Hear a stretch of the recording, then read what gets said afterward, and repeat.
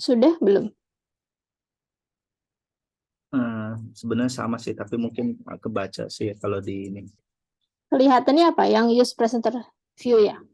Iya, presenter full. Oke, saya ganti yang slideshow. Nah, Ini?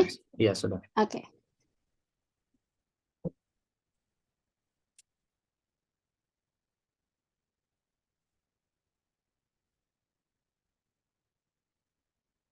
Baik. Assalamualaikum warahmatullahi wabarakatuh. Assalamualaikum. Waalaikumsalam warahmatullahi wabarakatuh. Ya, alhamdulillahirrahmanirrahim. Salatu wassalamu ala asrafil anbiya wal mursalin. Sayyidina Muhammadin wa ala alihi wa sahbihi ajma'in amma ba'du. Rabbi israh li sadri wa yassir li amri wa hlul 'uqdatam min lisani yafqahu qawli. Rabbi zidna ilma warzuqna fahma. Amin ya rabbal alamin. Ya. Baik, terima kasih sebelumnya Mas Sabta atas dipersilahkannya saya untuk menjelaskan tentang kebijakan pendidikan Hindia Belanda dan respon para ulama. Ya, juga sebelumnya terima kasih kepada Mas Begi ya yang sudah mengundang saya untuk menjadi pembicara di JIB ini. Jadi judul ini, Kebijakan Pendidikan Hindia Belanda dan Respon Para Ulama, ini merupakan bagian dari tesis saya. Jadi tesis saya itu tentang respon Muhammadiyah terhadap kebijakan ordonansi guru, yang dimana ordonansi guru itu nanti adalah termasuk salah satu bagian dari kebijakan pemerintah Hindia Belanda. Tapi pada kesempatan kali ini saya coba untuk menjelaskan beberapa kebijakan pemerintah Hindia Belanda lainnya selain daripada ordonansi guru, seperti ordonansi sekolah liar, kemudian juga tujuan kristenisasi daripada pemerintah Hindia Belanda, dan kemudian juga bagaimana pemerintah Hindia Belanda dalam memberikan subsidi kepada lembaga-lembaga pendidikan umat Islam, ya.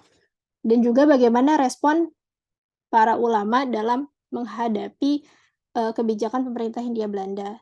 Kita tahu bahwa yang namanya setiap zaman itu pasti ada tantangannya. Terutama tantangan paling besarnya ya adalah dalam bidang pendidikan. Jadi apa yang kita hadapi saat ini tentang tantangan pendidikan yang kita hadapi saat ini, bagaimana kita kadang suka menjadi menyalahkan pemerintah, bahwa pemerintah menghalangi pendidikan Islam gitu. Ya, memang yang namanya setiap zaman itu selalu ada tantangan dakwahnya, dan disitulah tujuan kita, ya, para umat Islam untuk terus berdakwah. Nah, daripada itu, di sini kita bisa belajar bagaimana tantangan pendidikan yang dihadapi oleh para ulama pada saat itu, tapi tidak menghalangi semangat mereka untuk terus memberikan pendidikan kepada masyarakat, yang dimana tentunya tantangan pendidikannya jauh sangat lebih besar, tuh, ya. Oke, saya awali dengan bagaimana pemerintah Hindia Belanda itu dalam membuat kebijakannya selalu mengesampingkan kepentingan masyarakat pribumi, khususnya terhadap berlangsungnya pendidikan bagi umat muslim. Jadi, di awal abad ke-20, ya, di masa awal abad ke-20, di mana para ulama, mereka punya cara baru dalam berdakwah. Kita lihat bahwa dalam awal abad ke-20, perbedaannya dari abad ke-18 dan ke-19, pertentangan yang mereka lakukan terhadap pemerintah Hindia Belanda itu jauh berbeda. Menurut Deliar Nur sendiri, memang dari awal abad ke-20 itu terjadi perubahan, di mana karena sudah banyaknya sarjana-sarjana dan juga terbukanya luas orang-orang yang pulang dari haji, disitulah tempat di mana orang-orang banyak kemudian berserikat dan juga karena diizinkannya untuk berserikat. Ya, makanya kalau kita lihat gerakan di awal abad 20, ya kebanyakan adalah gerakan-gerakan dengan organisasi melawan kebijakan pemerintah Hindia Belanda dengan seperti itu. Karena juga tantangan yang dihadapi oleh pemerintah Hindia Belanda di awal abad ke-20, yaitu dengan di tahun 1901 itu, eee pemerintah Hindia Belanda kemudian munculkan namanya politik etis, yang disitulah dimulai bahwa tantangannya pun sudah berbeda, bukan tantangan lagi seperti harus berhadapan dengan perlawanan fisik. Nah, salah satu upaya pemerintah Hindia Belanda untuk melanggengkan kekuasaannya yaitu dengan jalur pendidikan. Kenapa dengan jalur pendidikan? Karena dengan jalur pendidikan itulah bagi pemerintah Hindia Belanda, mereka bisa menciptakan para pegawai pemerintah baru, dan juga mereka bisa mendidik orang-orang pribumi sesuai dengan keinginan mereka, yang di mana supaya, eee, penduduk pribumi itu tidak memberontak kepada mereka. Ya, makanya pemerintah Hindia Belanda menempatkan pendidikan ini sebagai titik pusat strategi untuk memperkuat cengkraman kolonialismenya di Indonesia. Mmm, di awal sebelum abad ke-20, sekolah-sekolah dari pemerintah Hindia Belanda itu masih sangat sedikit. Yang masif terjadi itu baru ketika di awal abad ke-20 ketika dicetuskannya politik etis. Nah, kemudian saya lanjut di mana apa saja kebijakan pendidikan, Hindia Belanda terutama di awal abad ke-20. Pertama, saya mau bahas dulu tentang politik Islam Hindia Belanda, yang tentunya ini mungkin sudah kita sering dengar, terutama misalnya nama Snoekurgonya. Nama Snoekurgonya ini tentu bagi orang yang, sering baca buku sejarah mungkin sudah, tidak asing lagi mendengar namanya. Snoekurgonya ini dikenal sebagai orang yang, menggagas namanya politik Islam Hindia Belanda. Karena di tahun 1889 itulah, Snoekurgonya menjadi penasehat di Hindia Belanda. Snoekurgonya, dia adalah seorang orientalis yang kemudian nanti, dia pergi ke Mekah dan berpura-pura masuk Islam, ya, dengan mengubah namanya menjadi Abdul Ghaffar, kemudian diangkat oleh pemerintah Hindia Belanda menjadi penasehat Hindia Belanda di tahun 1889. Nah,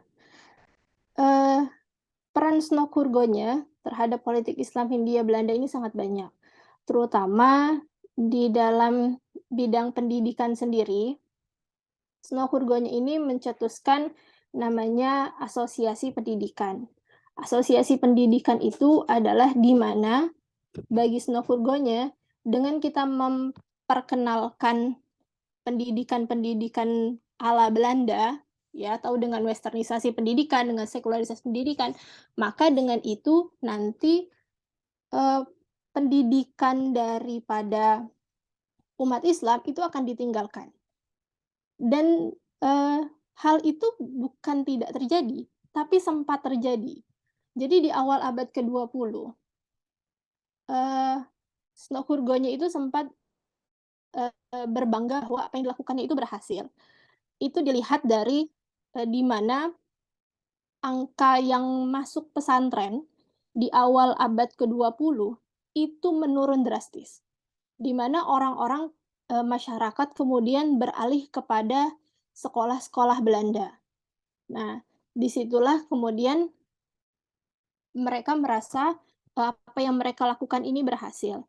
Tapi ternyata bahwa ada nanti peran-peran para ulama bagaimana mengakalinya dari, kemunduran pesantren ini. Mereka dengan membuat madrasah-madrasah, yang di mana madrasah itu juga menggabungkan di antara pembelajaran Islam dan juga pelajaran umum, yang di mana ketika itu orang banyak tertarik dengan, sekolah-sekolah Belanda.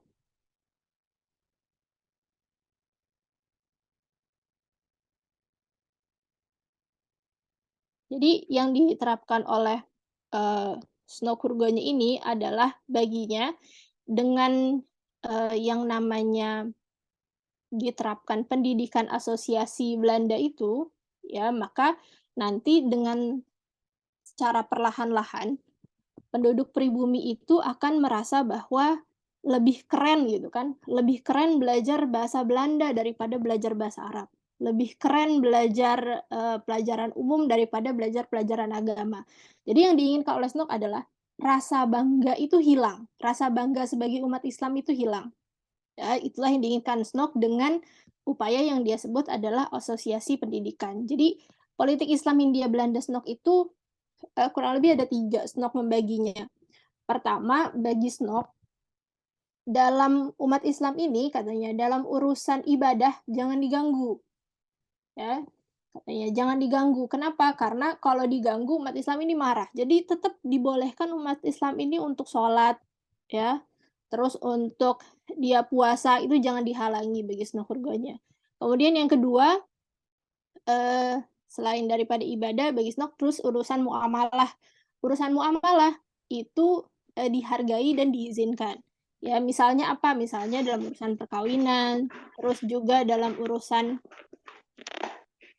berserikat. Makanya kenapa nanti untuk beberapa untuk beberapa organisasi untuk tetap, mereka itu, berdiri ya, karena juga sudah diperolehkan untuk izinnya. Meskipun ada beberapa, organisasi yang mendapatkan izinnya lama, ya. Biasanya tidak langsung mendapatkan izin, seperti Muhammadiyah itu dia, langsung mendapatkan, eee, izinnya baru setelah 2 tahun, ya. NU juga begitu, NU kalau nggak salah baru, eee 4 tahun setelah itu baru mendapatkan izin dari pemerintah Hindia Belanda, ya. Jadi tidak langsung mereka mendapatkan izin, tapi dibolehkan dan dihormati, ya. Kemudian dalam masalah politik, ya dalam masalah politik inilah justru yang ditakuti oleh, Snokkurgonya ya, bagi Snokkurgonya Islam itu justru yang ditakuti adalah doktrin politiknya, ya. Walaupun tentu apa yang digagas oleh Snokkurgonya ini nggak benar, ya, dan salah. Bagaimana cara Snokkurgonya memandang Islam saja itu sebenarnya sudah salah. Karena ketika kita memandang, dia mengkotak-kotakan Islam bahwa dari sudut pandang ibadah, dari sudut pandang muamalah dia bedakan, itu saja sudah salah, ya. Makanya apa yang diusahakan oleh Snokkurgonya ini gagal. Dan beberapa kebijakan pemerintah Hindia Belanda tentunya tidak terlepas daripada, eee, nasehat daripada Snokkurgonya, terutama, kebijakan yang menurut saya cukup besar impact-nya bagi, umat Islam yaitu ordonansi guru. Ordonansi guru itu tidak terlepas daripada saran Snokkurgonya, ya. Bahkan ketika masa berakhirnya pun, ordonansi guru, Snokkurgonya itu tidak mengizinkan untuk ordonansi guru itu dicabut, ya, meskipun sudah sangat tidak efektif lagi untuk dilaksanakan. Eee, Lanjut, ya, ini politik etis dan kristenisasi pendidikan, ya, di mana pada tahun 1901 itu, pemerintah Hindia Belanda mencetuskan namanya politik etis. Politik etis itu yang kita tahu adalah politik balas budi, ya. Jadi setelah, kebangkrutan VOC, kemudian diterapkannya kultur sel-sel. Nah, orang-orang, perintah Hindia Belanda ini karena mendapatkan keuntungan yang sangat besar dari kultur sel-sel, kemudian juga karena ada dorongan protes, daripada orang-orang liberal dari, Hindia Belanda, ya, yang mereka merasa bahwa kita harus, eee memberikan rasa terima kasih lah ya, atau yang mereka sebut dengan hutang kehormatan, ya, hutang kehormatan kepada penduduk Hindia Belanda. Makanya mereka sebut dengan namanya politik etis. Politik etis itu politik balas budi yang, dalam politik balas budi ada 3 hal yang mereka cetuskan. Pertama adalah bidang edukasi, kemudian ada bidang irigasi dan juga transmigrasi. Nah, yang paling besar dampaknya tentunya adalah bidang edukasi. Di bidang edukasi ini, mmm, dimulailah banyak didirikan sekolah-sekolah Belanda dengan tujuan bagi pemerintah Hindia Belanda adalah, untuk mendidik daripada orang-orang pribumi. Walaupun, niat daripada pemerintah Hindia Belanda ini, eee, mereka tidak sesuai juga dengan apa janji mereka, ya. Karena ternyata sekolah-sekolah yang didirikan ternyata dikhususkan hanya untuk kalangan bangsawan. Kemudian juga, sekolah-sekolahnya itu, ya, tidak, semua orang pribumi itu bisa masuk, ya. Adapun, di tahun 1920 pemerintah Hindia Belanda itu menyerukan namanya Volkschool, sekolah desa. ya. Memang sekolah desa itu menyebar sampai ke desa-desa kecil. Akan tetapi yang, folk school ini juga bukanlah sekolah yang layak, ya. Bahkan diceritakan juga di buku Sejarah Pendidikan Nasional, beberapa sekolah desa itu ya, sekolahnya ya deket kandang, begitu kan. Deket kandang, kemudian juga, bukan seperti sekolah-sekolah Belanda pada umumnya. Ya, jadi jauh beda gitu. Mereka buat folk school, sekolah desa untuk penduduk pribumi yang bawah, tapi dengan kualitas yang sangat berbeda, dan itu pun sangat tidak efektif. Karena orang-orang desa lebih memilih untuk tidak mau sekolah, ya, mereka lebih memilih untuk bekerja daripada mereka bersekolah, ya. Dan politik etis ini juga erat sekali kaitannya dengan kristenisasi pendidikan, ya, sebagaimana dalam pidato Ratu Wilhelmina, ya, sebagai negara Kristen, Nederland berkewajiban di Kepulauan Hindia Belanda untuk lebih baik mengatur kedudukan legal penduduk pribumi, memberikan bantuan pada dasar yang tegas kepada misi Kristen, serta meresapi keseluruhan tindak laku pemerintah dengan kesadaran bahwa Nederland itu mempunyai kewajiban moral untuk memenuhinya terhadap, eee, penduduk di daerah itu, ya. Jadi bahwa mereka merasa, eee politik etis itu ya erat sekali kaitannya dengan kristenisasi. Kristenisasi yang mereka lakukan dalam bidang pendidikan apa? Ya terutama, misalnya ada sekolah yang didirikan oleh Van Lith di Muntilan, ya, di tahun 1000. Awalnya sekolah Van Lith ini dia hanya mendirikan gereja di Muntilan, di desa, kemudian di situ dikembangkanlah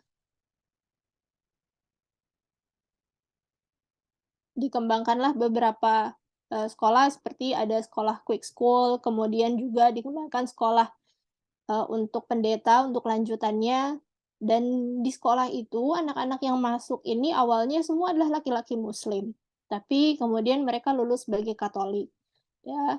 Atau kristenisasi, dalam pendidikan yang dilakukan yang lain adalah dengan, mengajarkan lagu-lagu rohani, dan juga, mereka diberikan buku-buku, tapi buku-bukunya, berisikan buku-buku Kristen, ya. Makanya kalau, ada yang pernah nonton Ahmad Dahlan dalam, dia kan salah satunya adalah mengejarkan lagu-lagu gitu kan, kemudian mengajarkan biola, itu sebenarnya salah satu respon dari Ahmad Dahlan untuk menanggapi daripada yang diajarkan oleh, sekolah-sekolah Belanda, karena mereka mengajarkan lagu-lagu rohani kepada orang-orang muslim. Yang orang-orang muslim nggak ngerti itu mungkin lagu apa, yang mereka hanya menikmati aja gitu, ya. Kemudian, politik pendidikan yang diterapkan oleh pemerintah Hindia Belanda ini berdasarkan 3 hal, yaitu tujuan kolonialisme, ekonomi, dan motif penyebaran agama Kristen, ya, God Glory Gospel. Kalau dalam bukunya Nasution, justru, Nasution ini Prof. Nasution ini lebih dia merasa bahwa, pemerintah Hindia Belanda ini justru lebih dominan ekonominya daripada penyebaran agama Kristennya. Ini berbeda dengan, cara penjajahnya Portugis, ya. Kalau Portugis saya lebih dominan penyebaran agamanya. Tapi itu bukan berarti tidak ada, ya. Ada, akan tetapi motif ekonominya, lebih dalam ya untuk pemerintah Hindia Belanda. Kenapa gitu? Salah satunya nanti bagaimana, motif pendirian sekolah-sekolah, terutama sekolah perempuan, ya motifnya adalah karena ekonomi, bukan karena, tujuan agama Kristen. Tujuan agama Kristen tuh ada, tapi, eee, tidak semasif daripada Portugis. Nanti pun, di yang namanya kristenisasi ini ada 2 pendapat. Kenapa tidak semasif itu? Saya bilang karena di dalam pemerintah Hindia Belanda sendiri sebenarnya terjadi 2 perbedaan pendapat. Kalau dari Snok-Hurgonya sendiri, sebenarnya lebih, eee, menekankan kepada netralitas, supaya tidak, eee, diajarkan agama Kristen, ya, tapi diajarkan hanya pelajaran umum, sekularisasi, westernisasi. Akan tetapi, di dalam pemerintah Hindia Belanda, di masa awal abad 20 itu Jenderal Edinburgh ya. Jenderal Hindenburg ini dia sangat orang yang sangat masif dalam keinginan untuk menyebarkan agama Kristen, ya.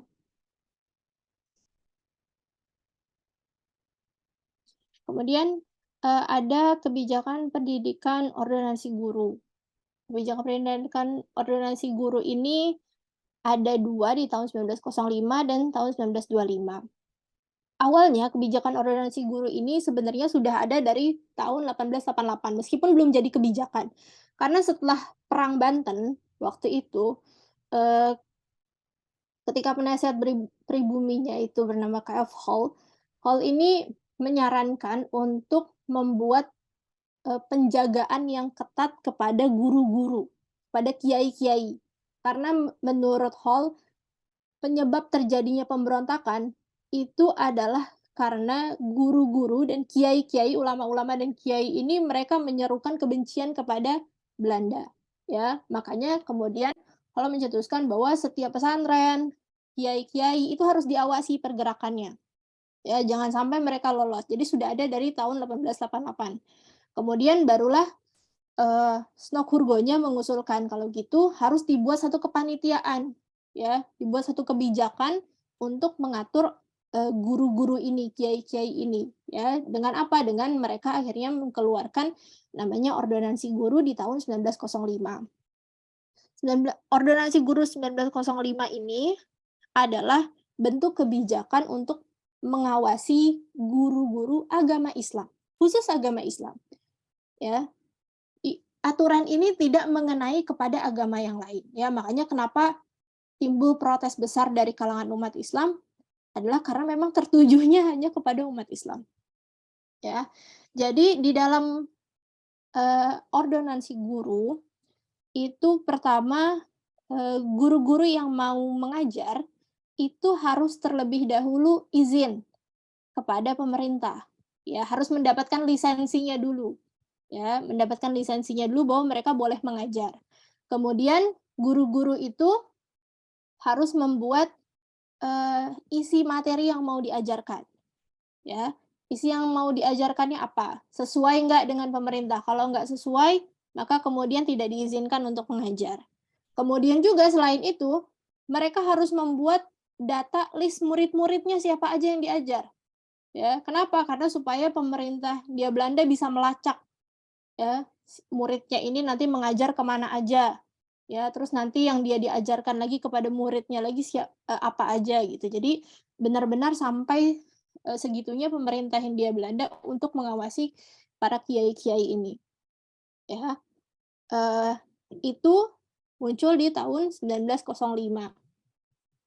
Nanti, ordonansi guru ini mengalami perubahan lagi di tahun 1925. Karena di tahun 1905 itu nanti banyak, mmm protes dari umat Islam, terutama dari Muhammadiyah, ya. Makanya kemudian pemerintah Hindia Belanda mencari cara, yaitu dengan merevisi. Walaupun revisiannya, ya, itu sangatlah, licik ya kita bilang. Mereka merevisi tapi kayak nggak ada yang direvisi, ya. Jadi yang mereka revisi itu dari kebijakan ordonansi guru 1905 sama 1925, yang mereka revisi itu cuman kata meminta izin. Ya, jadi kalau di 1905 itu harus meminta izin dulu baru boleh ngajar, kalau di 1925 hanya perlu melapor bahwa mereka sudah mau mengajar. Ya, bahwa mereka mau mengajar isinya ini itu hanya perlu, melapor saja dan tidak perlu membuat list murid-murid yang diajar. Tapi tetap mereka harus meminta izin terlebih dahulu sebelum mereka mengajar. Ya, dan juga di dalam ordonansi guru ini ada pengawasan. Ya, ada pengawasan dari pemerintah Hindia Belanda terhadap guru-guru yang diajarkan, ya. Tentunya ini sangat, berdampak besar bagi umat Islam, ya, karena banyak guru-guru yang kemudian tidak bisa mengajar, ya, karena harus menuruti daripada ordonansi guru ini. Tapi di tahun awal, ya, di tahun 1905 ini tidak banyak terjadi, mmm protes terhadap ordonansi guru ini karena ketidakpahaman para kiai-kiai akan dampak yang besar daripada ordonasi guru ini, ya. Saya lanjut, kemudian tadi ordonansi guru, kemudian ada namanya ordonansi sekolah liar. Kenapa bisa ada ordonansi sekolah liar ini? Jadi di tahun, sebelumnya di tahun 1880, ketika pemerintah Hindia Belanda ini mengalami kebangkrutan, pemerintah Hindia Belanda ini mengeluarkan izin untuk, kepada masyarakat, ya mengeluarkan izin kepada masyarakat untuk, eee, boleh mendidik, ya untuk boleh memberikan pendidikan kepada masyarakat yang lain. Jadi kalau dulu kan nggak boleh, ya, semua itu pendidikan itu harus sesuai dengan izin pemerintah. Tapi memang di tahun 1880, pemerintah itu dengan secara resmi membolehkan untuk siapa saja membuat pendidikan, mengajarkan pendidikan, siapa aja, termasuk para ulama. Makanya dari situlah kemudian lahirlah sekolah-sekolah, ya, madrasah-madrasah, kemudian juga langgar-langgar, ya, pengajian-pengajian, ya, karena memang ada izinnya dan memang tidak protes oleh pemerintah Hindia Belanda kecuali bagi pemerintah bagi, eee, lembaga yang pemerintah Hindia Belanda anggap itu mengancam keberadaan mereka. Jadi pemerintah Hindia Belanda ini kan kadang kala sering membuat aturan netralitas, sering membuat aturan boleh memberikan izin, tapi bagi mereka, mereka punya prinsip gini, "Trust and order," gitu. Apa saja yang melanggar ketertiban, ya, dan juga ketertiban dan juga kedamaian bagi, eee, pemerintah Hindia Belanda, ya, ketertiban dan keamanan pemerintah Hindia Belanda, maka harus dihabisi, ya. Jadi mau mereka buat kebijakan A, B, C, D, pokoknya kalau bagi mereka melanggar trust and order itu ya tetap aja mereka habisi juga gitu, ya. Nah, ini ada ordonansi sekolah liar. Maka dari situlah kemudian tumbuh-tumbuh sekolah-sekolah, ya. Kemudian juga dari izin berserikat itu juga, lahirlah sekolah-sekolah, ya, termasuk sekolah Muhammadiyah, ya, kemudian pesantren-pesantren, itu kemudian muncul di situ. Mmm, tapi kemudian, eee, pemerintah Hindia Belanda merasa kewalahan sendiri. Karena dengan banyaknya sekolah-sekolah, ya mereka merasa, terutama sekolah-sekolah Islam, mereka jadi nggak bisa ngawasin lagi, ya. Dan banyaknya, sekolah-sekolah yang tidak berizin. Jadi kan ada sekolah-sekolah yang mereka memang harus izin dulu dan ada yang mereka tidak izin, ya. Maka kemudian di tahun 1923, ya, itu mereka kemudian membuat, peraturan namanya ordonansi sekolah liar. Jadi intinya sekolah-sekolah yang tidak berizin atas pemerintah Hindia Belanda harus ditutup, ya. Dan itu berdampak kepada sekolah-sekolah, swasta, ya, sekolah-sekolah yang tidak berizin, terutama sekolah-sekolah, Islam, ya, seperti sekolahnya Muhammadiyah, bahkan termasuk taman siswa, ya, Ki Hajar Dewantara, ya, itu juga yang menjadi dampak dari ordonansi sekolah liar ini. Tapi ordonansi sekolah liar ini nggak berlangsung lama karena di tahun 1933 karena, respon dari umat Islam yang cukup keras, ya, bukan hanya dari kalangan Islam, tapi juga dari kalangan nasionalis, itu kemudian, dicabut ordonansinya tahun 1933. Nah, kemudian soal bantuan dana pendidikan. Jadi ada ketidakadilan pemerintah Hindia Belanda dalam memberikan bantuan kepada, umat muslim, ya. Misalnya dalam anggaran 1936 ini pemerintah kolonial menyisihkan subsidi sebesar 686.100 gulden untuk Kristen, 286.500 gulden untuk Katolik, dan 7.500 gulden untuk umat Islam. Jadi kan kita bisa lihat perbedaannya tuh jauh banget. Padahal umat Islam itu justru yang paling banyak, ya, yang paling mayoritas, tapi justru mendapatkan, subsidi yang paling sedikit dari pemerintah, ya, dan juga, subsidi untuk, sekolah-sekolah Kristen juga lebih besar daripada sekolah-sekolah Muslim. Ini menarik, ya, kenapa? Karena, mungkin kita bertanya, kenapa sih kok, eee, umat Islam mau mengambil subsidi daripada pemerintah kafir gitu. Karena salah satu tuduhan kepada Kiai Dahlan, kenapa dia disebut kiai kafir juga karena menerima subsidi dari pemerintah kafir kan gitu. Tapi alasan Ahmad Dahlan itu cukup cerdas ya. Ahmad Dahlan itu Kiai Dahlan itu dengan simpelnya ngomong gini, "Kalau kita nggak ngambil ya, kalau kita nggak ngambil, uang dari pemerintah ini, ya, mereka justru akan gunakan untuk kepentingan yang lainnya, ya, yang tidak bermanfaat atau bahkan merugikan umat Islam." Ya, jadi kata Kiai Dahlan justru kita harus ngambil sebanyak-banyaknya, ya. Jangan sampai nanti kalau kita nggak ambil mereka manfaatkan untuk kepentingan yang lain. Karena kan duit pemerintah itu duit hasil daripada, eee, yang bekerja daripada penduduk pribumi juga, hasil dari kita juga, Suruh ya. ngambil, Kang. Ya, dari kita juga. Jadi itulah, ya, yang membuat, bantuan dana pendidikan ini bukan berarti, umat muslim itu seperti mengemis lah istilahnya, minta bantuan dana pendidikan untuk, pendirian sekolah-sekolah, ya. Karena di masa awal juga, eee, NU juga sempat menolak, ya, menolak untuk diberikan bantuan, ya. Karena tadi, ya, mereka merasanya bahwa ini, eee, dana yang tidak halal untuk mereka dapatkan, ya, tapi Kiai Dahlan punya kebijakannya sendiri, ya, punya pendapatnya sendiri, ya, wallahu alam. Kemudian, eee, ini saya bahas sedikit, yaitu tentang pendidikan untuk perempuan, ya, di masa pemerintah Hindia Belanda. Karena tentunya di masa ini, perempuan yang sekolah itu sedikit sekali, ya.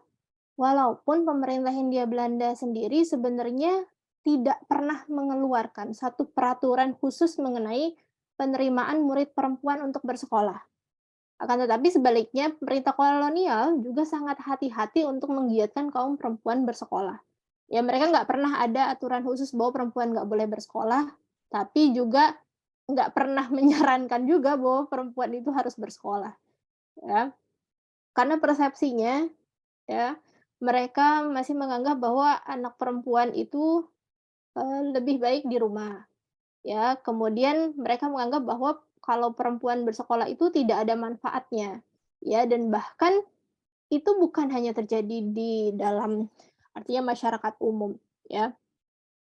Di kampung Kauman sendiri, mungkin kampung Kauman itu kan terkenal dengan, eee, kampung yang religiusnya tinggi ya, keislamannya tinggi. Tapi di situ juga mereka menganggap bahwa perempuan itu, tidak boleh bersekolah ya, karena kalau perempuan bersekolah itu bercampur dengan laki-laki dan, menjatuhkan kehormatan perempuan ya, dan juga perempuan itu harus, lebih baik, di rumah kemudian bekerja ya. Ini, laporan tahun 1877 murid laki-laki yang bersekolah berjumlah 12.498 ya, sementara murid perempuannya hanya 25. Ya, begitu juga pada tahun 1888, ya, murid laki-lakinya bersekolah 30.000 tapi, perempuannya berjumlah 270, hanya 276 siswa, ya.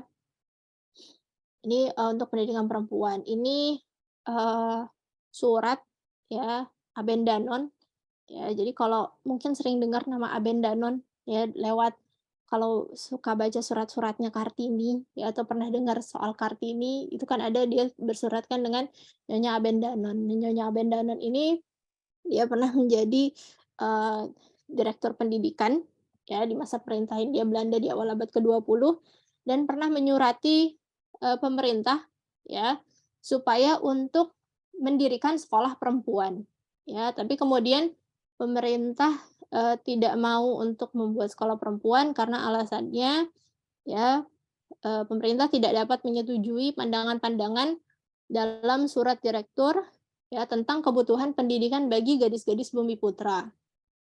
Keberatan kepala pemerintah Kepresidenan terhadap pendirian sekolah khusus bagi gadis-gadis Bumiputra dapat dibenarkan oleh Gubernur Jenderal, mengingat bahwa kedudukan gadis dalam masyarakat Bumiputra dan hubungan antara istri terhadap suami Keadaan gadis dan istri dalam masyarakat Bumiputra membuktikan bahwa kebutuhan akan pelajaran dan kemajuan Eropa baginya belum begitu umum, sehingga pemerintah belum diharuskan untuk membuka kesempatan yang jauh lebih besar daripada yang sekarang diberikan di sekolah-sekolah yang sudah ada. Harus diusahakan lebih dulu untuk mengajar dan memajukan lelaki, ya, karena jika ini tidak dilaksanakan dan yang ditempuh diusulkan, maka ini akan menimbulkan hubungan yang pincang dalam masyarakat Bumiputra, ya. Jadi alasannya adalah ketidak adanya tertarikan, ya, maksud mereka mungkin, ya percuma gitu buat sekolah, tapi perempuan-perempuannya juga nggak ada rasa ketertarikan untuk sekolah juga, ya. Makanya nanti, salah satu respon para ulama, ya, adalah dengan membuat sekolah-sekolah perempuan, mendidik perempuan, ya, karena itu juga, eee, jauh lebih penting, ya. Walaupun pemerintah Hindia Belanda tidak ada aturan khusus tentang masuknya, yang dibolehkan adalah perempuan, tapi menurut, Prof. Nasution bahwa, dia menduga, ada 2 hal. Pertama adalah karena tujuan didirikannya sekolah Belanda adalah untuk melahirkan pegawai pemerintah Hindia Belanda, ya, maka, eee dimungkinkan, ya, bahkan bisa dipastikan juga pemerintah Hindia Belanda dalam penerimaan siswanya juga mengkhususkan bagi kaum laki-laki. Karena yang dibutuhkan bagi pekerja, pemerintah Hindia Belanda adalah kaum laki-laki, ya. Jadi itu hasil analisis dari Prof. Nasution, ya, walaupun tidak ada keterangannya. Saya juga nggak menemukan apakah perempuan itu boleh sekolah atau, enggak secara resmi, ya, tapi bisa dianalisis oleh Prof. Nasution begitu, karena tujuannya memang melahirkan, eee, para pekerja-pekerja untuk perintah Hindia Belanda. Nah, kemudian, respon ulama terhadap kebijakan pendidikan kolonial. Kebijakan ulama terhadap kebijakan pendidikan kolonial ini, saya memfokuskan kepada respon dari, eee, Muhammadiyah, ya. Adapun saya nanti, mungkin menyinggung sedikit tentang Kiai Haji Hasyim Asy'ari, tapi, secara umum lebih banyak saya bahas tentang Muhammadiyah karena memang tesis saya waktu itu tentang Muhammadiyah, jadi saya punya banyak, sumbernya dari, bagaimana respon Muhammadiyah, ya, Kiai Dahlan dalam menanggapi pemerintah Hindia Belanda pada saat itu. Oke, ini, singkatlah ya Ahmad Dahlan, ya, dan bagaimana lahirnya Muhammadiyah, ya. Kita tahu bahwa Ahmad Dahlan itu lahir di Kampung Kauman, Yogyakarta, kemudian dididik, eee, dengan ilmu-ilmu keislaman oleh ayahnya, ya, kemudian mendirikan organisasi, Muhammadiyah, ya. Nah, kemudian Muhammadiyah dan kristenisasi pendidikan. Bagi Alwi Shihab sendiri, sebetulnya berdirinya Muhammadiyah sendiri adalah tujuannya untuk, eee, menanggapi atau menghentikan kristenisasi ya dalam pendidikan. Karena, salah satu tujuan dari didirikannya Muhammadiyah, ya, sejarahnya dalam didirikan Muhammadiyah, itu kan Ahmad Dahlan pada saat itu masuk ke Budi Utomo. Masuk ke Budi Utomo dengan tujuan adalah untuk, eee mengajari ya atau bisa berdakwah kepada guru-guru dari Budi Utomo, karena guru-guru dari Budi Utomo itulah yang dekat dengan pemerintah Hindia Belanda. Dari situlah kemudian Ahmad Dahlan terbuka pintunya untuk mengajar di Quick School, ya, Quick School Jetis, ya, milik, perintah Hindia Belanda.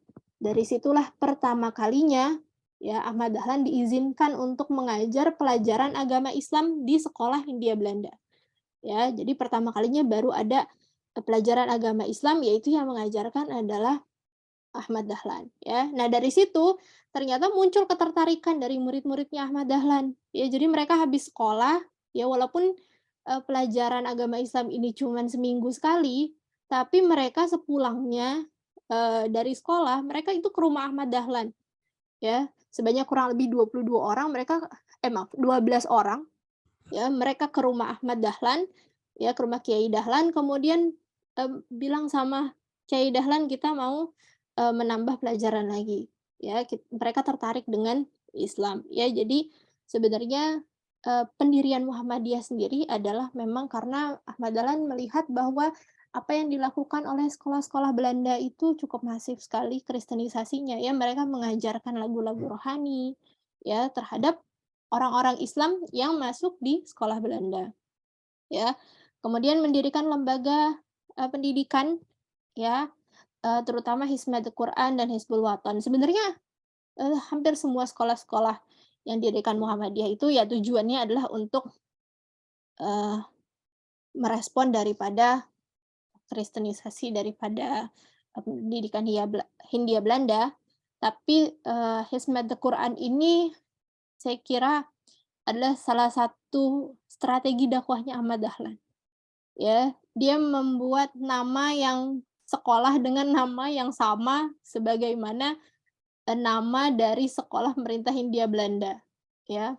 Jadi pemerintah Hindia Belanda itu waktu itu mendirikan namanya Hizmat the Babel, ya, sekolah untuk para pendeta, Hizmat the Babel. Kemudian nggak lama setelah itu, Ahmad Dahlan juga mendirikan sekolah namanya Hizmat the Quran. Ya jadi itu, strateginya Ahmad Dahlan cerdasnya adalah ya menggunakan nama-nama yang mirip dengan perintah Hindia Belanda dan Hizbul Wathan. Hizbul Wathan ini juga terinspirasinya dari, kegiatan rohani, ya kegiatan rohani dari, Kristen, kemudian dia melihat baru kemudian mendirikan Hizbul Wathan. Ya kemudian, dengan tegas merespon para pastor-pastor Kristen yang seringkali menyampaikan khutbah berisikan hinaan terhadap Islam, ya dengan cara apa? Dengan cara, menulis surat kabar, ya. Jadi surat kabar itu ditulis untuk merespon daripada penghinaan-penghinaan tentang Kristen, ya. Kemudian tahun 1925 juga Muhammadiyah mengajukan protes kepada perintah kolonial karena memotong uang subsidi kepada Muhammadiyah karena lebih besar diberikan kepada Kristen daripada kepada umat Islam, ya. Nah kemudian, Muhammadiyah dan ordonansi guru, ya, keberadaan ordonansi guru ini juga berdampak kepada guru-guru dan mubalik Muhammadiyah, ya, karena mereka tidak bisa mengajar, ya, terutama awal ditetapkannya ordonansi guru 1905. Nah, ordonansi 1905 ini belum ada, respon dari umat Islam. Jadi ordonansi guru itu kan 1905, tapi pertama kali respon umat Islam itu justru adanya itu di tahun 1920 dan baru kemudian dibawa ke dalam kongres, pembahasan dalam kongres 1921. Jadi antara 1905 sampai 1920 itu tidak ada respon sama sekali dari umat Islam, terhadap ordonansi guru ini. Kenapa bisa nggak ada? Ya, karena, eee menurut, Deliar Nur bisa jadi ketidakadaan protes dari umat Islam itu, bisa jadi karena ketidakmengertian umat Islam bahwa dampak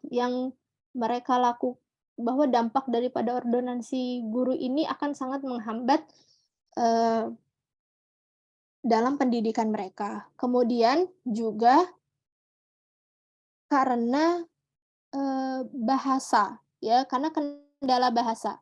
Banyak dari kiai-kiai itu yang tidak mengerti bahasa Belanda, ya, sehingga setiap kebijakan-kebijakan yang dikeluarkan oleh pemerintah Hindia Belanda, itu tidak dimengerti sepenuhnya oleh, para kiai-kiai, ya.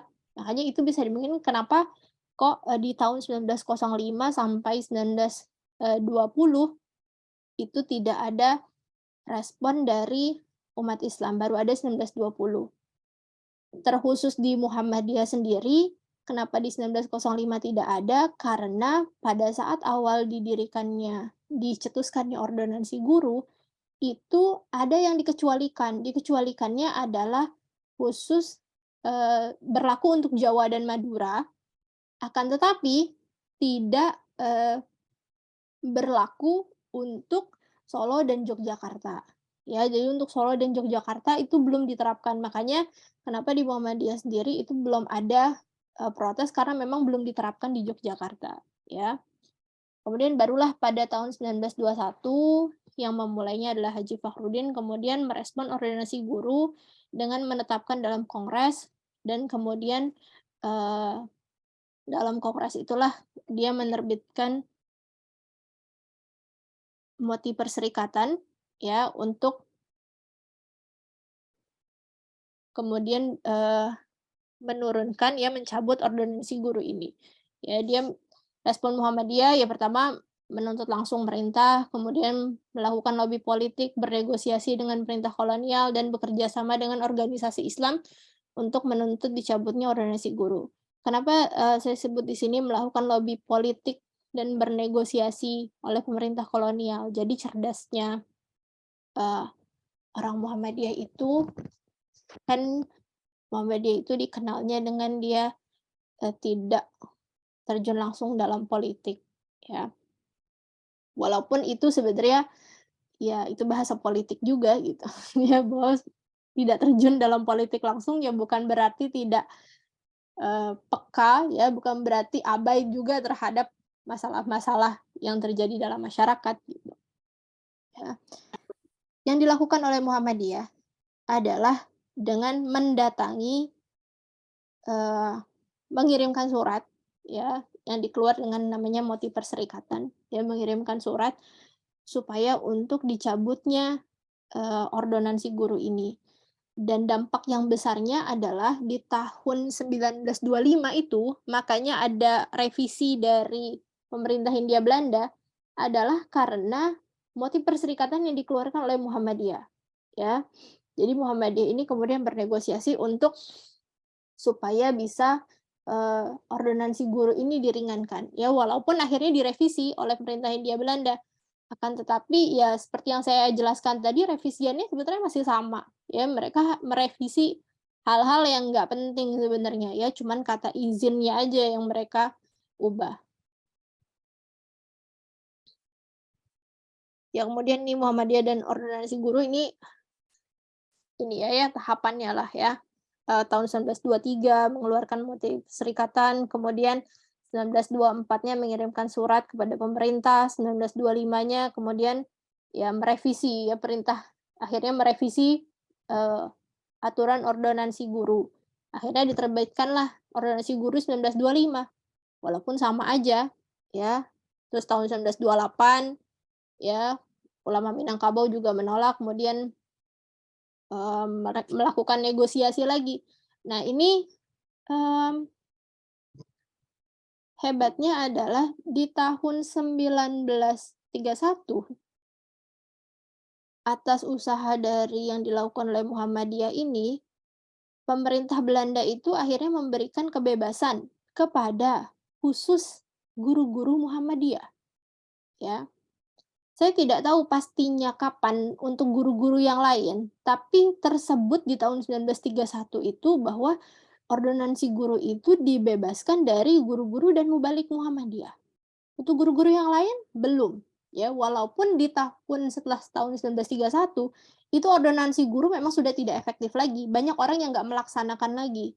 Tapi ketika itu ditanyakan kepada Snokurgonya, ya penasehat, Hindia Belanda pada saat itu menanyakan kepada Snokurgonya, apakah boleh ordonansi guru ini dicabut ya atau diturunkan, tapi tetap tidak diizinkan oleh Snokurgonya untuk dicabut walaupun sudah tidak efektif lagi, ya. Itu ordonansi guru ini, pidato dari Yunus Anis, ya menyampaikan pidato dalam Kongres Muhammadiyah tentang, ordonansi guru ya. Katanya guru ordonansi nauzubillah minha hendak diusahakan oleh negeri supaya dapat dilakukan di Sumatera, Minangkabau yang terutama ya, sudah tentu saja menjadikan ributnya kaum muslimin. Ulama telah membuat mufakatan untuk meminta jangan sampai dijalankan guru ordonansi itu di Minangkabau. Ya, dengan demikian cabang-cabang Muhammadiyah tidak berhenti-hentinya bekerja untuk menolak guru ordonansi itu. Dengan menunjukkan keberatan-keberatannya yang semestinya mesti dicabut sebagaimana yang kerap kali dirundingkan dalam kongres. Ya, Muhammadiyah sudah kenyang benar ya dengan guru ordonansi dan puas betul. Ya, sungguh berat sekali dalam bukan kepalang pahitnya. Ya, wajib kita orang minta supaya dicabut guru ordonansi itu dan dibuang dari alam dunia. Ya. Dan setelah setelah ordonansi tahun 1925 itu, barulah kemudian muncul respon dari organisasi yang lain. Jadi memang yang mengawali protes, eee, ordonansi guru ini adalah Muhammadiyah dengan dibantu oleh Sarekat Islam. Tapi kemudian setelah itu barulah muncul organisasi-organisasi lain yang membantu untuk menghilangkan, mencabut ordonansi guru ini ya, seperti kemudian muncul NU ya, kemudian Persis yang kemudian ikut juga untuk, bersama-sama untuk memprotes pemerintah mencabut, eee, ordonansi guru ini. Karena kalau ordonansi guru ini tidak dilaksanakan, ya, hukuman yang diterima oleh guru-guru itu adalah hukuman penjara dan juga hukuman denda, ya. Jadi makanya yang mereka lakukan adalah memprotes kebijakan ordonansi guru ini. Kemudian ya ini dampak respon ordonansi guru, ya.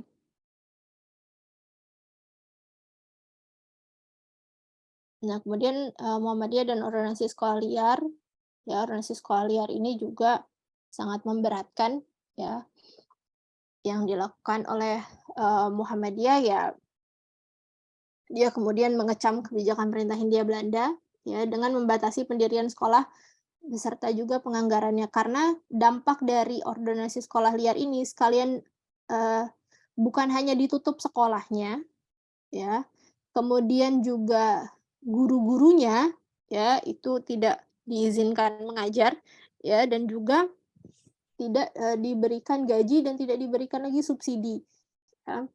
Makanya, eee, ordonansi sekolah liar ini juga berdampak kepada sekolah-sekolah yang tidak berizin, ya, karena kan banyak sekolah-sekolah yang tidak berizin oleh pemerintah, ya.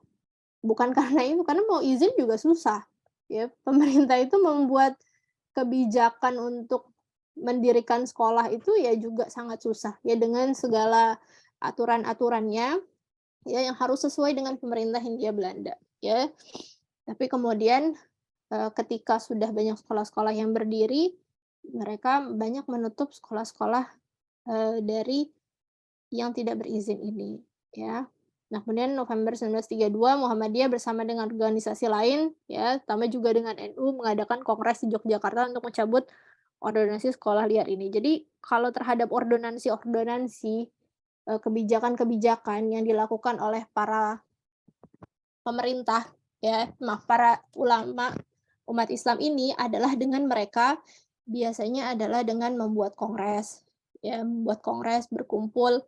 Kemudian di situlah dicetuskan untuk, mereka mengeluarkan moti perserikatan. Nah, moti perserikatan sebagaimana yang dikeluarkan oleh Muhammadiyah tadi, itu, hasil dari kongres dan diajukan kepada pemerintah Hindia Belanda. Dan dari situlah kemudian pemerintah Hindia Belanda mengkaji dan kemudian bahkan mencabut dari ordonansi ini. Karena tentunya juga pemerintah Hindia Belanda ini juga sebenarnya takut ya, dengan para ulama ini juga takut. Apalagi kalau para ulama ini sudah bergabung ya dalam satu kongres, ya itu juga menimbulkan ketakutan bagi pemerintah Hindia Belanda untuk mereka, mengeluarkan untuk mereka menyerukan, eee, hal-hal yang bertentangan dengan umat Islam ya, karena mereka tahu bagaimana kekuatan umat Islam ini kalau sudah bersama-sama ya, itu juga menjadi satu ketakutan untuk mereka. Makanya banyak kebijakan-kebijakan yang ketika misalnya seperti ordonansi guru, seperti ordonansi sekolah liar, yang ketika itu diajukan kepada pemerintah, ya mereka mencabutnya, mereka merevisinya ya. Jadi karena ada ketakutan itu sendiri dalam pemerintah. Ya ini, sedikit ya, saya nggak, bisa bahas banyak untuk yang lainnya. Ini sedikit untuk, Kiai Haji Hasyim Asy'ari, ya. Kiai Haji Hasyim Asy'ari ini dalam menanggapi pemerintah Hindia Belanda mungkin agak berbeda dengan Ahmad Dahlan. Kalau Ahmad Dahlan itu kan mendirikan sekolah, ya, kemudian mendirikan madrasah-madrasah dengan menggabungkan justru, eee, sistem daripada yang mirip daripada pemerintah Hindia Belanda. Sebagaimana, kalau di film itu kan kemudian diceritakan gimana Ahmad Dahlan itu pakai bangku, ya kan, pakai kursi, kemudian dibilang kiai kafir, ya kan, karena ikut-ikut dengan pemerintah Hindia Belanda, gayanya, ya. Tapi Hasyim Asy'ari ini berbeda, ya, dia mendirikan pesantren, kemudian justru yang ditanamkan oleh para santri-santrinya adalah supaya nggak boleh ikut-ikut hal-hal yang berbau dengan Belanda, ya. Jadi bahkan sampai pakai dasi aja nggak boleh, ya. Nggak boleh pokoknya apa-apa yang mirip, ya, dengan pemerintah, dengan orang-orang Londo, ya, itu nggak boleh, ya. Kemudian bekerja sama juga dengan organisasi lainnya untuk melawan penjajahan, ya, seperti misalnya, eee, dalam usahanya untuk ordonansi guru, ya, kemudian ordonansi sekolah liar, ya, dan juga, eee, suara yang paling besar dari NU itu juga dalam menghadapi, subsidi. Jadi di tahun 1937, ya, yang tadi saya bahas subsidi untuk, eee, pendidikan untuk kaum muslimin, untuk umat muslim, itu karena umat muslim itu sudah merasa kesal dengan ketidakadilan daripada yang dilakukan oleh pemerintah Hindia Belanda, akan yang lebih banyak adalah orang Kristen, maka kemudian di tahun 1937 itu, akhirnya NU dan Muhammadiyah akhirnya bersepakat, kalau begitu supaya lebih adil, ya, kalau gitu tidak usah saja semuanya dikasih subsidi. Ya, makanya tahun 1937, eee, Muhammadiyah dan NU itu mengajukan untuk supaya subsidi untuk pendidikan itu dicabut dari semua, agama. Ya, mau dari kalangan Kristen, mau dari kalangan Islam, kalau gitu biar adil udah nggak usah disubsidi saja semuanya, ya. Itu yang dilakukan juga oleh, peran NU juga, ya. Oke ya. Jadi, mungkin ini yang bisa saya sampaikan, ya. Jadi bahwa, pemerintah Hindia Belanda, ya, dalam kebijakannya tentunya yang kita lihat, eee, tindakannya ya sangat merugikan umat Islam, ya. Tapi yang harus kita pelajari juga bahwa apapun yang terjadi dalam kondisi zaman itu, ya, yang dihadapi oleh pemerintah pada saat itu, bagaimana peran para ulama, ya, pentingnya untuk tetap terus berdakwah, ya. Kita nggak boleh menyerah sama keadaan atau kita menyalahkan pemerintah secara, eee segala hal kita nggak bisa berdakwah gara-gara pemerintah begini, gara-gara pemerintah begini. Ya kita bisa belajar ya bahwa dari zaman ini, ya, sedemikian rupa peraturan pendidikan yang dibuat, tapi bahkan tidak menghalangi oleh, para ulama ini untuk berdakwah, untuk mendidik masyarakat ya. Ahmad Dahlan itu dalam berdakwahnya, ya, dia dikenal sebagai orang yang, tidak berseteru langsung dengan pemerintah Hindia Belanda. Ya, tapi bukan berarti juga mendukung apa yang dilakukan pemerintah Hindia Belanda. Itu adalah strategi dakwahnya Ahmad Dahlan, ya. Karena dengan itu, ya, justru dengan kemudahan-kemudahan yang diberikan oleh pemerintah Hindia Belanda, justru disitulah Kiai Dahlan justru bisa, berdakwah secara lebih luas, ya, dengan organisasinya tidak dirikan, dengan aspirasinya didengar, ya. Itu strategi-strategi para ulama kita yang mereka lakukan untuk tetap mempertahankan pendidikan di masa itu, ya. Jadi mungkin itu yang bisa saya sampaikan, eee, mohon maaf kalau ada, kesalahan kata, kesalahan sumber, ya, atau ada pemahaman yang, saya mungkin salah. Ya, saya minta maaf, eee, mungkin itu yang bisa saya sampaikan. Terima kasih banyak, atas perhatiannya. Terima kasih. Wassalamualaikum warahmatullahi wabarakatuh. Waalaikumsalam warahmatullahi wabarakatuh. Baik, terima kasih Mbak Dina tadi atas pemaparan materinya yang cukup banyak dan sangat informatif sekali ya tentang kebijakan pendidikan Hindia Belanda terhadap pendidikan Islam. Kalau yang saya tangkap itu tadi intinya berarti pendidikan kolonial itu didasari dua hal. Yang pertama karena ketakutan mereka terhadap umat Islam. Yang kedua ya karena mereka ingin mempertahankan kekuasaan, kolonialisme dan juga melakukan eksploitasi kembali itu. Jadi ada motif ekonomi juga di dalamnya dalam menjalankan kebijakan pendidikan itu. Oke, baik, selanjutnya mungkin langsung kita buka saja untuk sesi diskusi tanya jawab. Bagi para peserta mungkin yang ada yang ingin berkomentar atau bertanya sesuatu, dipersilahkan.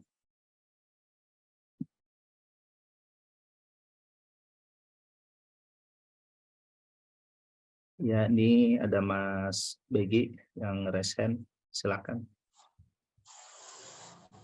Ya, Assalamualaikum warahmatullahi wabarakatuh. Waalaikumsalam. Terima kasih Mbak Dina udah mau berkenan mengisi di acara JIB. Saya punya dua tanggapan. Pertama, tadi ngebahas tentang pendidikan perempuan. Ini saya berterima kasih karena jarang banget ya bahas tentang gerakan perempuan, pendidikan perempuan yang dibahas juga oleh perempuan gitu. Jadi mungkin kalau boleh usul, Mbak Dina juga bisa lakukan riset lanjutan tentang pendidikan mungkin muslimah di masa kolonial seperti apa, karena itu seperti akan sangat membantu gitu. Yang kedua, saya pengen bertanya, tadi kan sempat membahas sedikit tentang Snufurfronya ya. Nah, yang saya tahu juga, dia itu sebetulnya sempat mendidik secara khusus beberapa orang-orang pribumi, katakanlah gitu, seperti dari keluarga Jaya Diningrat, itu dididik khusus sama dia. Nah, ada nggak informasi tentang itu, mungkin apa sekolahnya seperti apa, atau model didikan dia seperti apa? Karena kalau kita baca bukunya biografi Snufurfronya yang baru yang ditulis oleh Van Dul, Snuk itu sangat dihormati oleh para murid-murid binaan yang sejak kecil seperti Ahmad Jayadiningrat dan saudara-saudaranya gitu. Nah, mungkin ada informasi nggak Mbak dari soal pendidikan ala Snuk itu seperti apa sih? Gitu. Terima kasih. Mungkin langsung ditanggapi saja, Mbak Dina.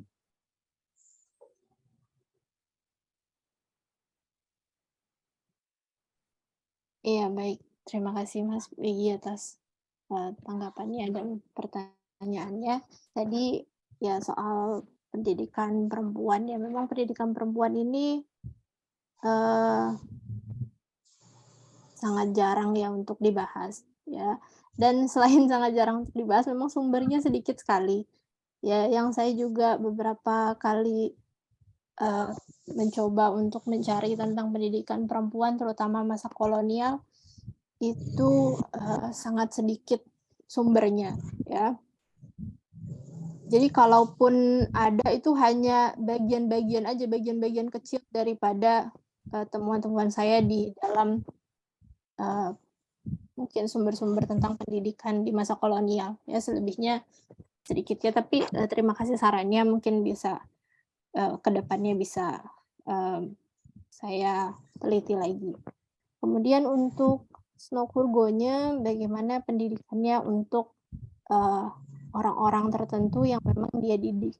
Ya, saya mohon maaf, saya belum tahu banyak tentang bagaimana pendidikan yang dilakukan oleh Snowkurgonya kepada orang ini. Ya, terutama misalnya Ahmad Jayadiningrat. Memang Ahmad Jayadiningrat ini dia dididik khusus oleh Snowkurgonya ya dengan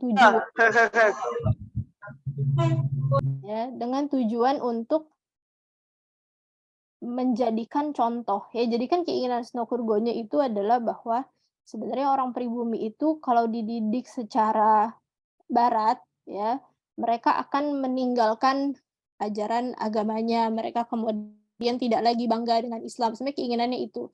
Dan salah satunya Ahmad Jayadiningrat ini dididik khusus ya supaya dia ini dijadikan contoh sebagai orang pribumi yang berhasil ya. Jadi itu menarik hati dari penduduk-penduduk pribumi untuk mereka mau bersekolah ke sekolah Belanda ya. Jadi mungkin itu. Selebihnya saya mohon maaf saya belum bisa menjawab sekarang ya. Saya belum menemukan banyak seperti apa pola didikan khusus dari Snowkurgonya ya. Begitu Mas Begi. Mungkin itu yang bisa saya jawab. Oke, makasih Mbak. Ya, baik. Selanjutnya ini ada yang resen lagi dari Mas Noval. Silakan Mas Noval.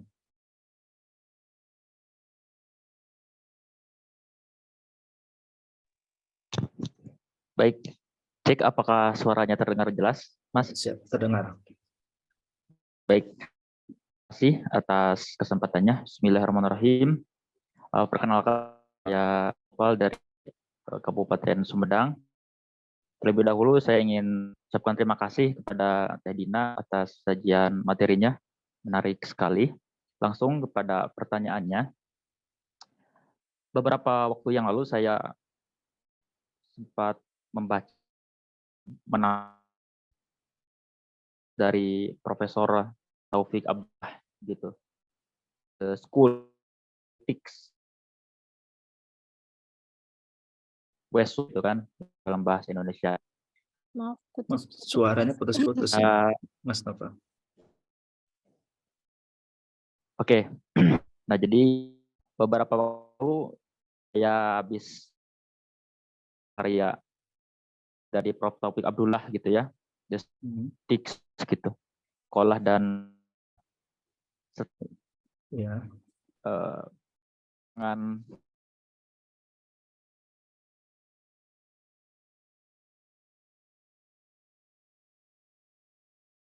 ya, sepertinya ini ada gangguan sinyalnya dari Mas Noval. cek masuk lagi suaranya. Masuk ya. Bisa diulang Mas Noval tadi dari awal. Agak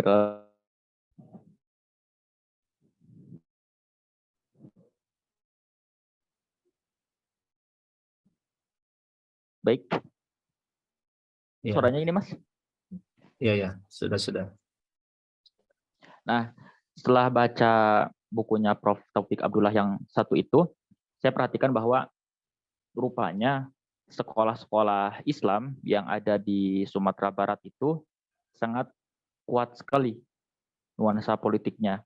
Bagaimana di sana dilukiskan oleh Prof. Taufik Abdullah sekolah-sekolah Islam yang dirintis oleh Sumatera Tawali, oleh Muhammadiyah atau oleh Permi begitu kan di Sumatera Barat itu menjadi basis dari para politisi yang merangkap menjadi guru meluas politiknya masyarakat umat Barat, sehingga pemerintah menerapkan ordonansi guru atau ordonansi sekolah liar itu reaksinya sangat luar biasa sekali, dikoordinir oleh Haji Rasul ya, ayah dari Buya Hamka, begitu sangat luar biasa sekali. Nah, saya pengen tahu itu bagaimana dengan karakteristik sekolah-sekolah umat Islam yang berada di Pulau Jawa begitu. Apakah nuansa kuat seperti Barat atau justru lebih ya mungkin boleh begitu. Nah, ini kiranya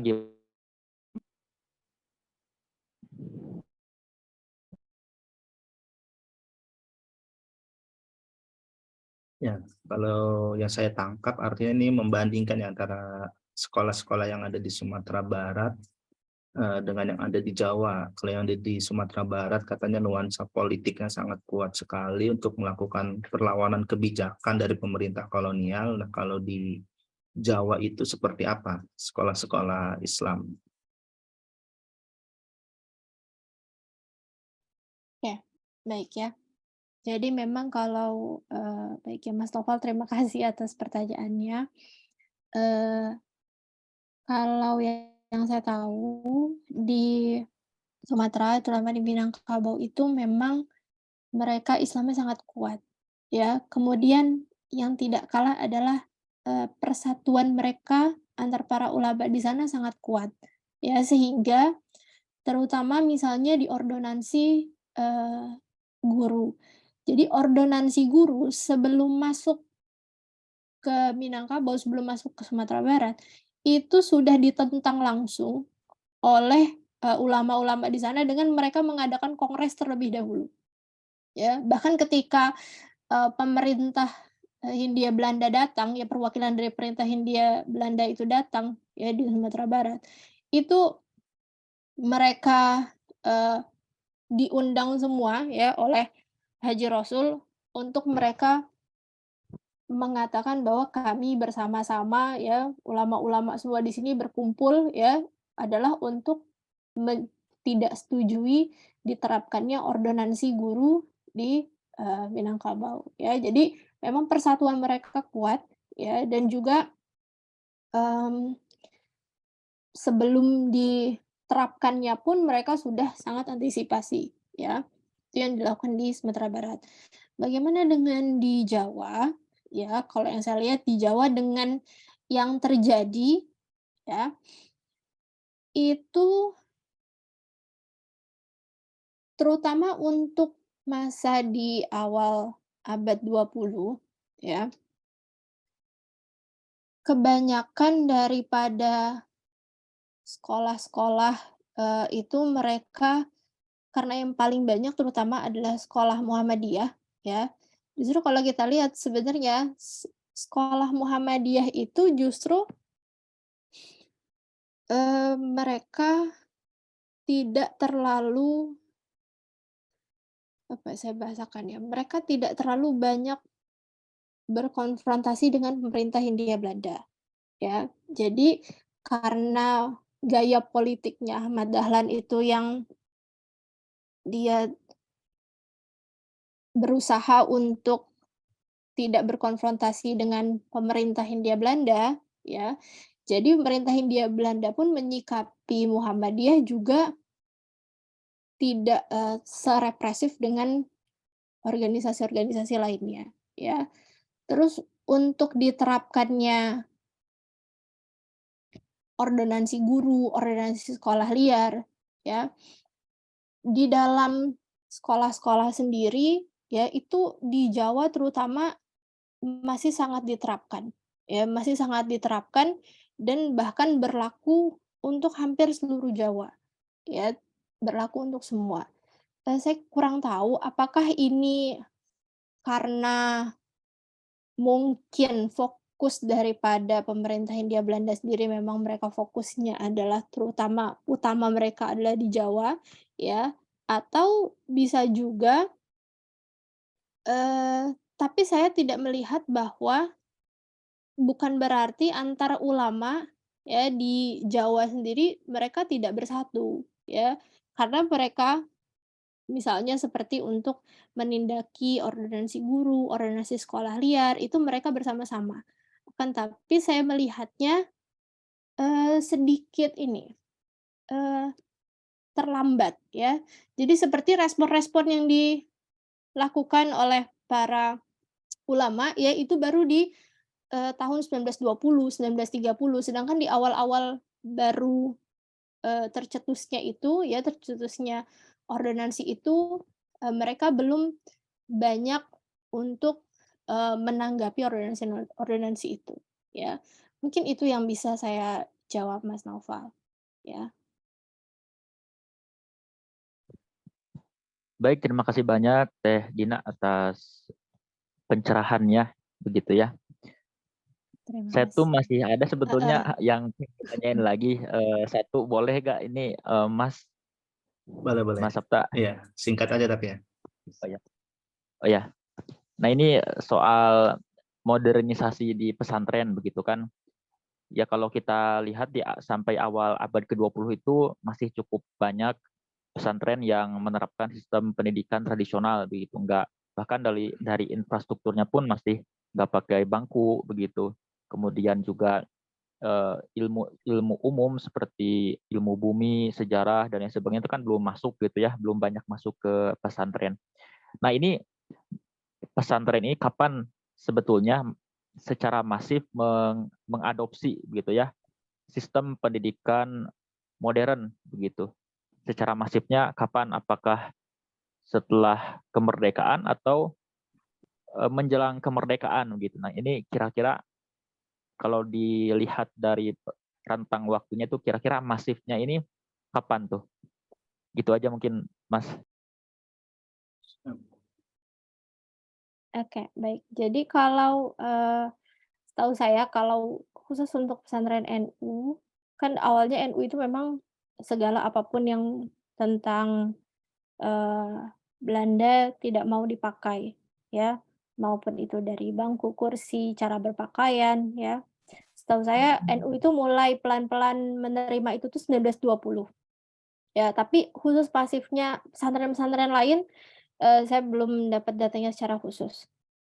Cuman ada yang menarik, kalau dari Zamarkand Dovir ya di bukunya Tradisi Pesantren justru Zamarkand Dovir ini mengatakan bahwa, eee, kita itu harus berterima kasih kepada madrasah-madrasah ya, madrasah-madrasah yang hadir pada saat itu ya, di saat pesantren itu, sudah mulai tidak ada orang-orang tidak tertarik dengan pesantren ya, justru muncullah madrasah-madrasah ya yang kemudian eee, dibuat oleh para ulama ya. Nah disitulah karena, dengan berdirinya madrasah-madrasah itulah katanya, justru, citra umat Islam dan citra pesantren itu tidak ditinggalkan oleh umat Islam, ya. Jadi mereka tetap menghormati keberadaan pesantren karena adanya madrasah, ya. Makanya harus, dengan madrasah itu justru diuntungkan ya, karena bukan berarti kita jangan menilai juga bahwa, dengan adanya madrasah berarti pesantren itu ditinggalkan ya, atau pesantren itu berarti lembaga yang mundur ke belakang, ya. Justru pesantren itu hadir ya untuk, mengatasi di zaman pada saat itu, ya yang justru sangat tepat sekali. Ya bayangkan kalau tidak ada, madrasah pada saat itu, di mana orang-orang kemudian sudah mulai tertarik dengan pendidikan ala Belanda ya, tapi kemudian dari ulama sendiri tidak membuat strategi bagaimana pendidikan yang untuk mengatasi, eee, kondisi di mana banyaknya sekolah-sekolah Belanda di masa itu, ya. Mungkin itu Mas Noval yang bisa saya jawab, ya. Baik, Mohon terima maaf kasih tidak lengkap. Dina ya. Terima kasih juga atas penjelasannya. Terima kasih Mas Sabta. Gitu aja mungkin cukup. Ya, baik. Sama terima kasih juga Mas Novan sudah aktif bertanya. Ini kita ada 2 penanya lagi ya. Pertama mungkin ini yang di chat terlebih dahulu dari Mas Ardian. Kalau saya simpulkan dari pertanyaannya di kolom chat ini, dia bertanya, kalau dari penjelasan materi tadi, dia melihat sepertinya terjadi pengulangan pola sejarah dengan kondisi saat ini, gitu. Misalnya dengan kebijakan moderasi beragama. Nah, menurut Mbak Dina ini bagaimana cara mensiasati program tersebut? Apakah benar misalkan kebijakan moderasi beragama itu sama dengan ordonasi? Apakah kondisi sekarang sama dengan kayak dulu terjadi pola sejarah? Kalau benar bagaimana cara mensiasatinya? Gitu.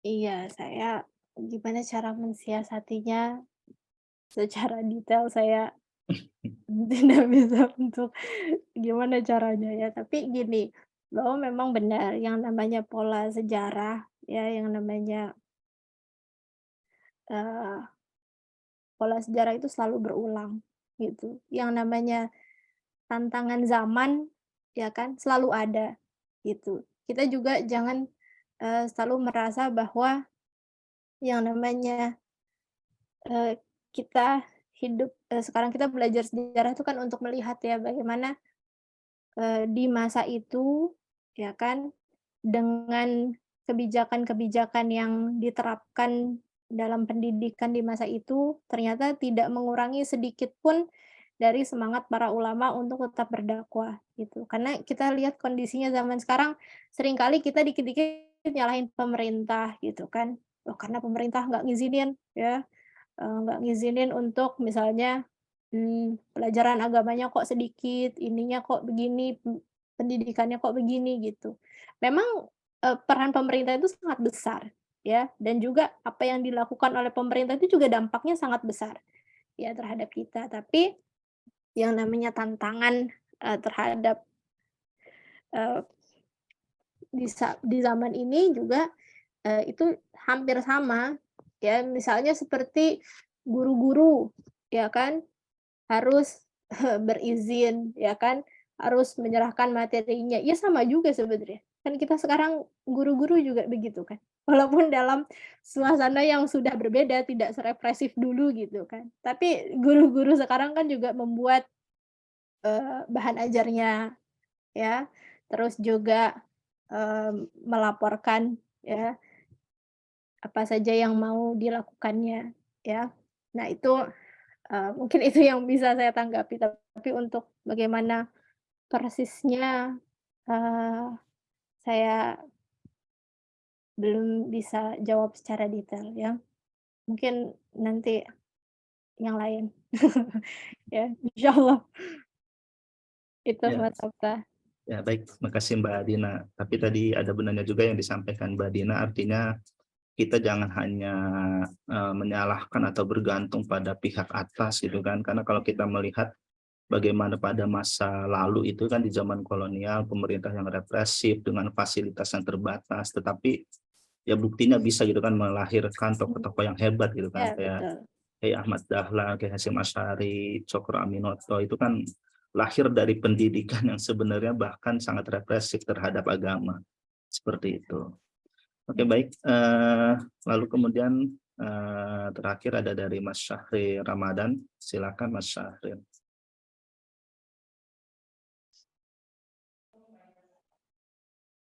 Saya jelas, Pak Sabta, Jelas. jelas Oke. ya. Ya, Ya, mohon izin sebelumnya saya ucapkan terima kasih ke Mbak Dina yang sudah menyampaikan tentang materi tadi. Yang saya ingin sedikit menarik peristiwa sejarahnya untuk sedikit lebih mundur Pak, ya, kepada masa-masa kolonisasi awal gitu kan. Kalau kita membaca teori pasca kolonial itu sudah dikatakan bahwa eh, pemerintah kolonial itu sudah hendak menyamakan kan, dari awal penjajahan itu sudah ingin menyamakan persepsi antara eh, eh, orang kolonial atau orang barat itu dengan masyarakat lokal gitu, dengan pribumi gitu kan. Eh, Salah satunya adalah dengan adanya dulu itu ada misi pemberadaban gitu kan,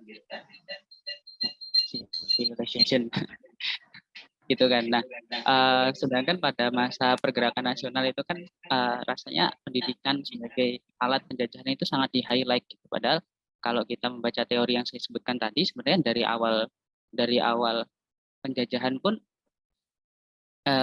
itu sudah ada gitu kan wacana kolonial untuk menyamakan persepsi antara orang Barat dengan orang Timur gitu, sehingga orang Timur itu bisa menerima penjajahan Barat sebagai sebuah kewajaran gitu, dan bahkan itu adalah nasib mereka dan lain sebagainya gitu kan. Nah, yang menjadi pertanyaan saya sebenarnya perbedaan mendasar dari masa sebelum uh, pergerakan nasional ini dengan pasca pergerakan nasional itu seperti apa gitu. Karena rasanya uh, belum bisa terpetakan gitu perbedaan utamanya di mana dari sisi kebijakan pemerintah kolonial.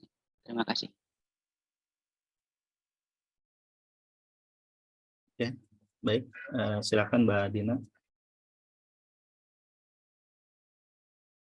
Iya, baik. Terima kasih Mas Syahril. Perbedaannya antara masa kolonial dengan pasca kolonial. Mungkin, eee,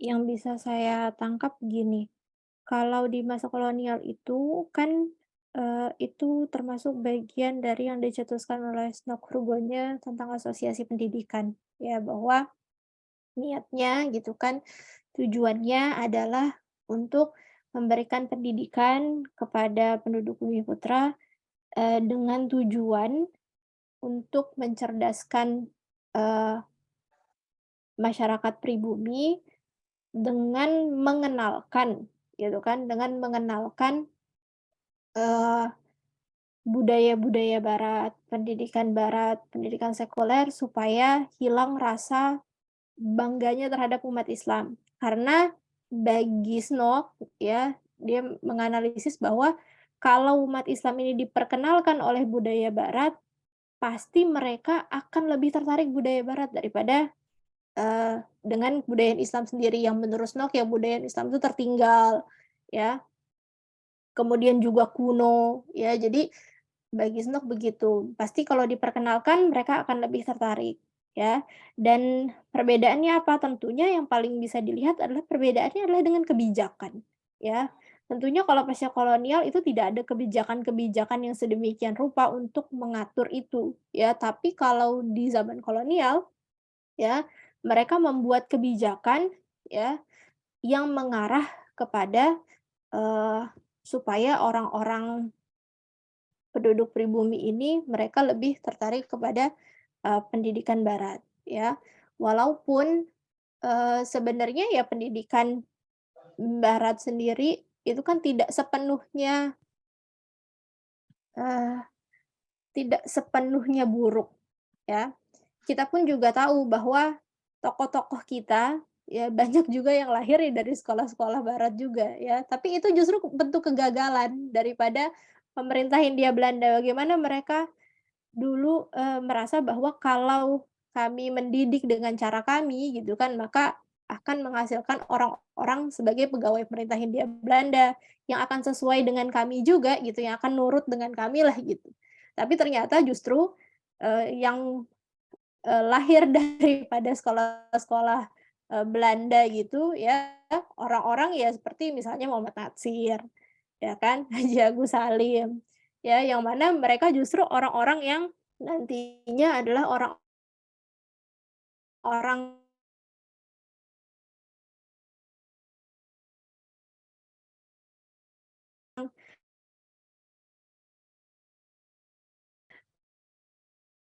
sangat jelas dilihat perbedaannya apa, pertama dari kebijakan. Pasca kolonial tidak ada kebijakan ya, yang ada hanyalah, perang pemikiran saja ya, perang pemikiran tapi tidak dalam bentuk kebijakan. Kalaupun kebijakan-kebijakan itu masih diterap ya, memang sampai sekarang pun ya, eee, pendi peraturan-peraturan kita pun juga masih banyak dari perintah Hindia Belanda, tapi saya kira itu ya, Mas, Syahril yang bisa saya jawab, ya. Bagaimana Mas Syahril, apa sudah terpenuhi jawabannya?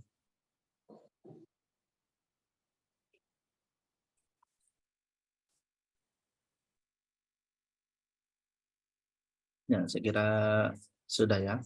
Eh, Kalau saya boleh menambahkan tadi mungkin untuk Mas Syahrir, artinya seperti ini, kolonialisme itu kan memang sudah terjadi lama ya, bahkan sejak sebelum awal abad ke-20, tetapi tentu kebijakan kolonial itu setiap era itu berbeda-beda.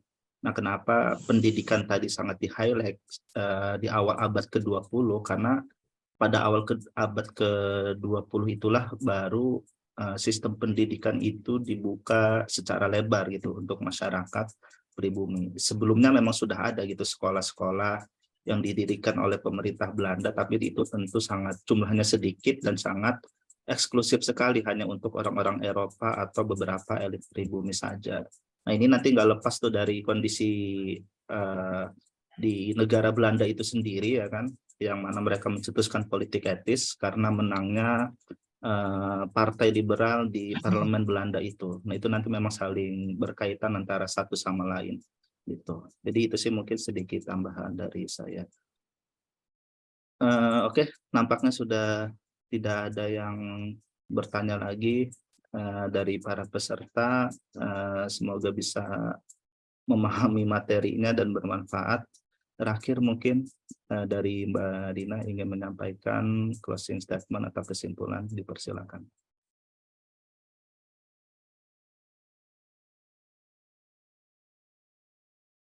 Ya.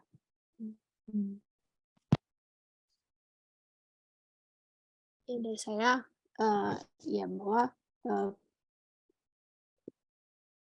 ya tantangan pendidikan ya seperti saya bilang tadi, tantangan pendidikan itu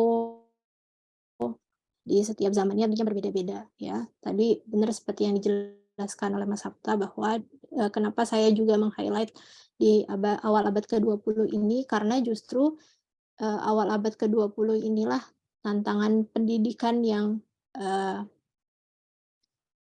sangat masif terjadi ya. Meskipun di zaman-zaman sebelumnya juga terjadi tantangan yang begitu besar. Tapi karena terbukanya pintu ya daripada diizinkannya untuk, dibuat sekolah-sekolah terutama dengan berdirinya sekolah-sekolah Hindia Belanda ya, yang disitulah kemudian pemerintah Hindia Belanda juga banyak membuat aturan-aturan untuk mengatasi, umat Islam ya, karena ada satu ketakutan juga bagi pemerintah Hindia Belanda terhadap perkembangan umat Islam ini terutama dalam pendidikan, apalagi yang mereka lihat, dalam tahun-tahun sebelumnya di mana, ternyata peran kiai ya, peran guru itu begitu besar dalam, terhadap masyarakat ya. Jadi itulah yang mereka cegah supaya tidak terjadi hal-hal yang mereka takutkan ya, terutama untuk mengancam kolonialisme mereka ya. Eee, Mungkin itu yang bisa saya sampaikan ya. Terima kasih banyak atas perhatiannya dan juga saya mohon maaf kalau ada salah-salah kata, salah-salah sumber ya. Semoga kalaupun ada yang salah, nanti bisa dikoreksi ya. Eee, Terima kasih untuk, perhatiannya. Assalamualaikum warahmatullahi wabarakatuh. Waalaikumsalam warahmatullahi wabarakatuh. Baik, terima kasih kepada Mbak Dina Farhana yang telah bersedia menjadi narasumber kita pada hari ini, dan terima kasih juga kepada para peserta yang telah hadir di kegiatan ngobrol sejarah pada bulan Mei. Baik, itu saja dari saya juga selaku moderator, pamit undur diri. Mohon maaf apabila ada salah kata maupun sikap selama memandu acara ini. Baik, sama-sama kita tutup dengan membaca hamdalah dan doa kafaratul majelis. Alhamdulillahirabbil alamin. Subhanakallahumma wa bihamdika asyhadu an la ilaha illa anta astaghfiruka wa atubu ilaik. Demikian. Assalamualaikum warahmatullahi wabarakatuh. Baik, silakan untuk Terima lihat kasih Mas Zoom itu. Hanta, terima kasih Ya, semuanya. sama-sama Mbak Dina.